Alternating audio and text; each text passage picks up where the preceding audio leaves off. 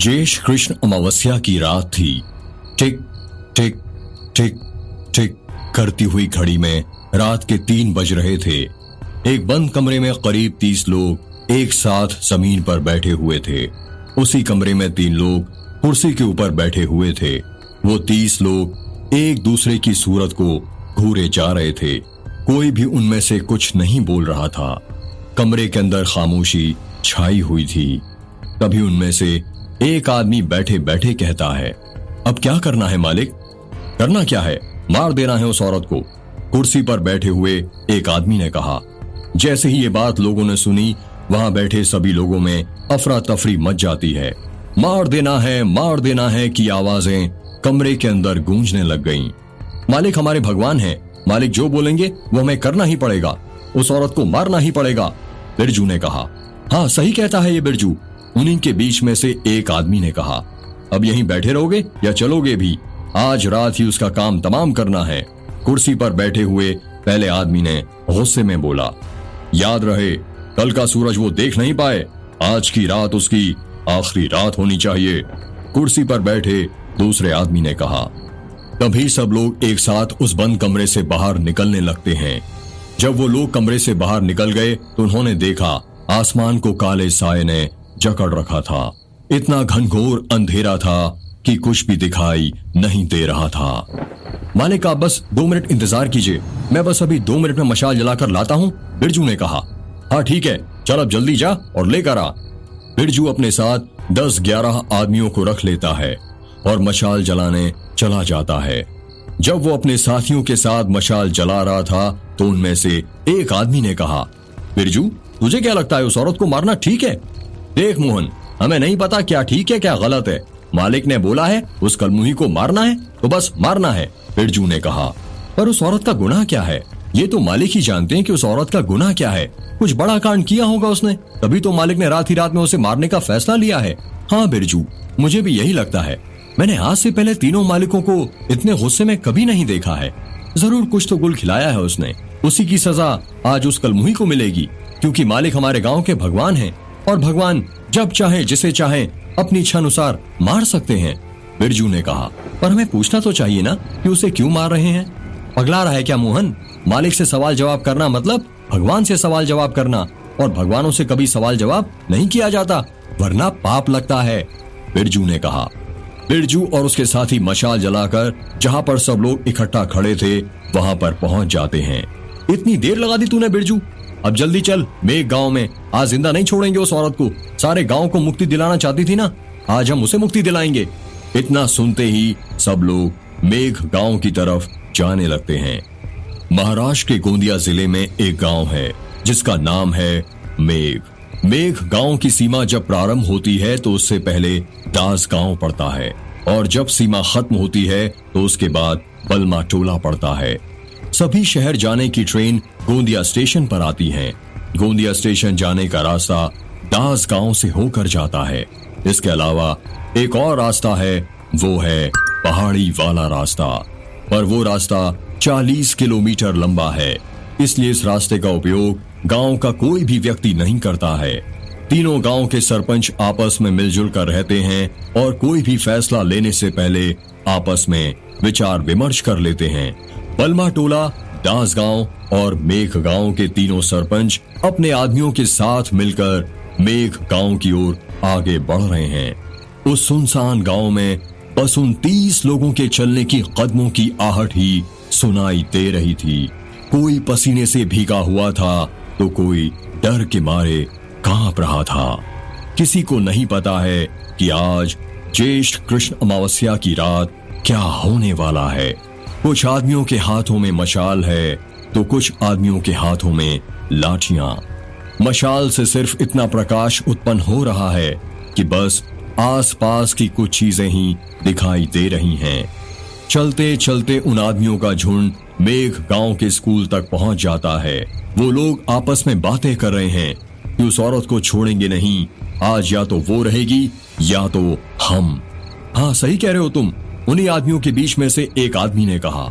जब वो लोग मेघ गांव के स्कूल के अंदर गए तो उन्होंने देखा एक औरत जो सुहागन की लाल रंग की साड़ी पहनी हुई है उसके हाथों में लाल चूड़ियां, गले और कानों में सोने के गहने हैं।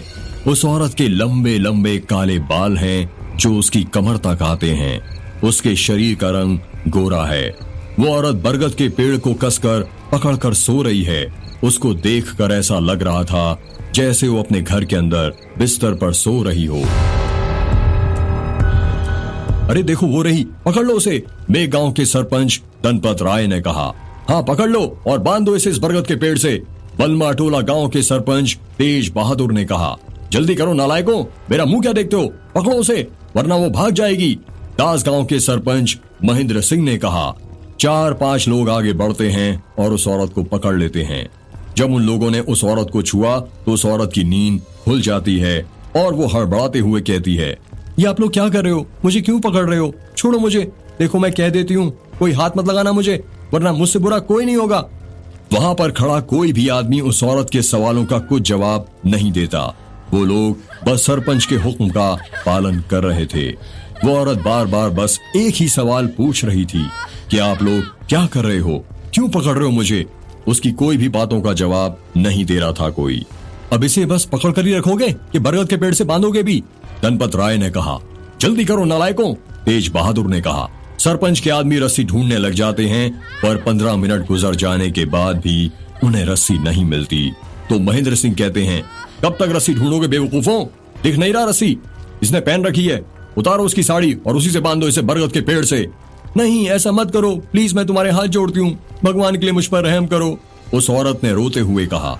उसी भगवान के लिए ही तो तुझे मार रहे हैं चुड़ैल, धनपत राय ने कहा। वो औरत अपने दोनों हाथों से अपनी साड़ी को कसकर पकड़ने की कोशिश करने लगती है और सरपंच के आदमियों ने उसे पकड़ रखा था, जिस कारण वो कुछ नहीं कर पा रही थी। जिन लोगों ने उस औरत को पकड़ रखा था उसमें से एक आदमी उस औरत की साड़ी का पल्लू पकड़ लेता है और उस पल्लू को खींच देता है, जिस कारण उस औरत की साड़ी उसके शरीर से उतर जाती है।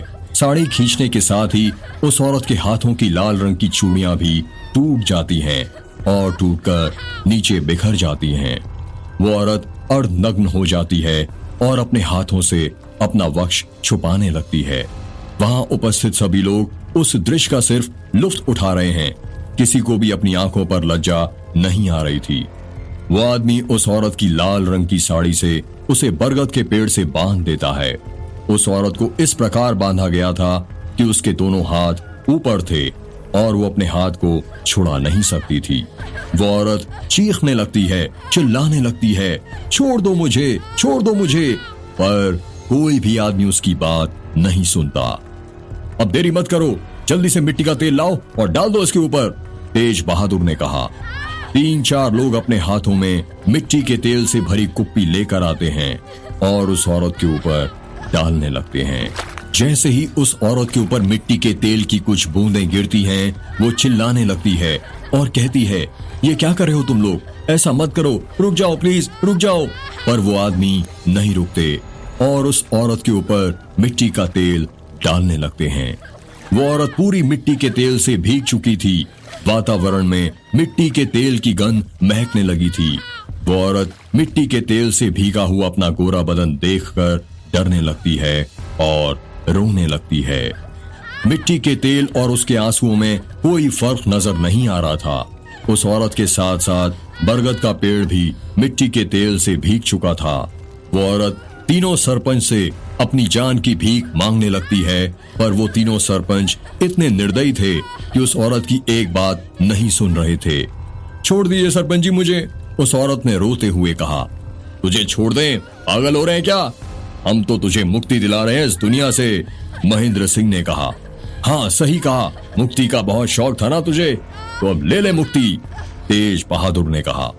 मुक्ति ले ले, धनपत राय ने कहा।